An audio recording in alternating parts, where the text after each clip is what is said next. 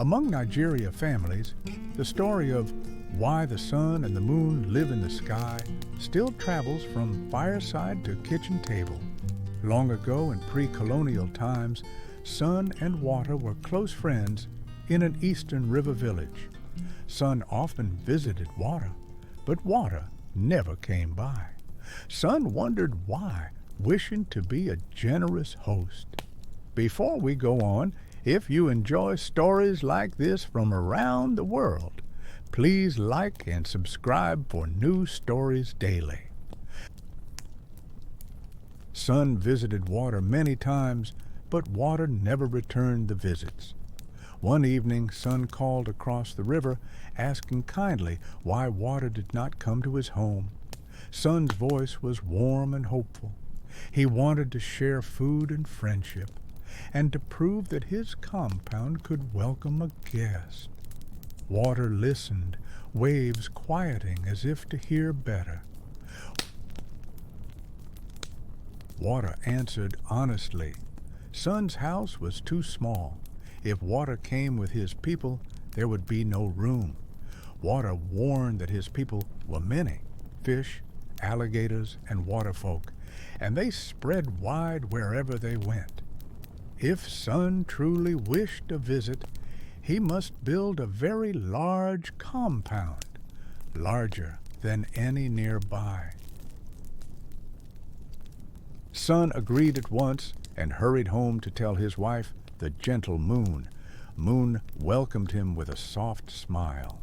Together they planned a new compound with wide yards, tall walls, and a strong gate, certain it would hold every guest.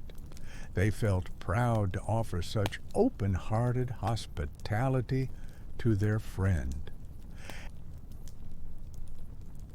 At sunrise, Sun and Moon began building. Day after day, they shaped red clay, stacked bricks, and tied palm thatch.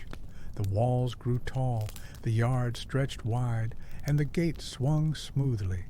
When at last the compound stood finished, they admired the space, happy and a little tired, but certain it was enough. Sun sent word to Water. The compound is ready. Please visit tomorrow. The next day, Water arrived at the gate and called out, asking if it was safe to enter.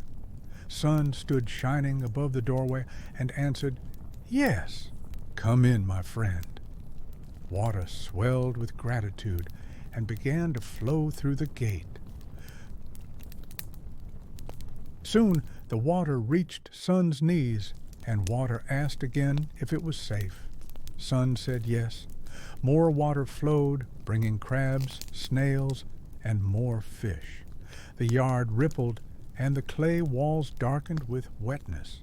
Sun tried to stay cheerful, trusting that the big space would still be enough for their guest. The water rose to the height of a person's head.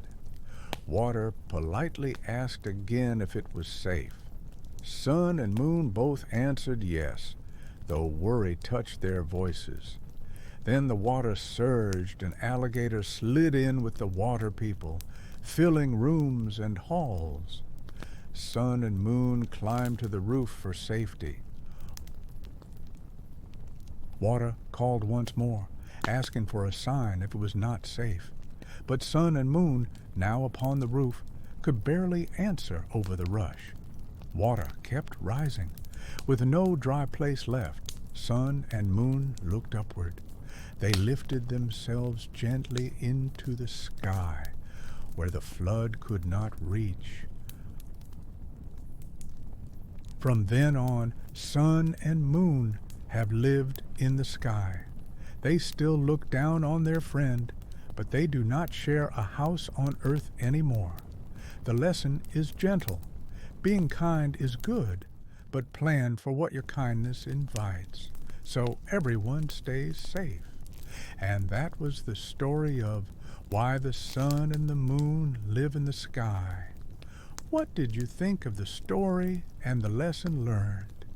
Share a comment below.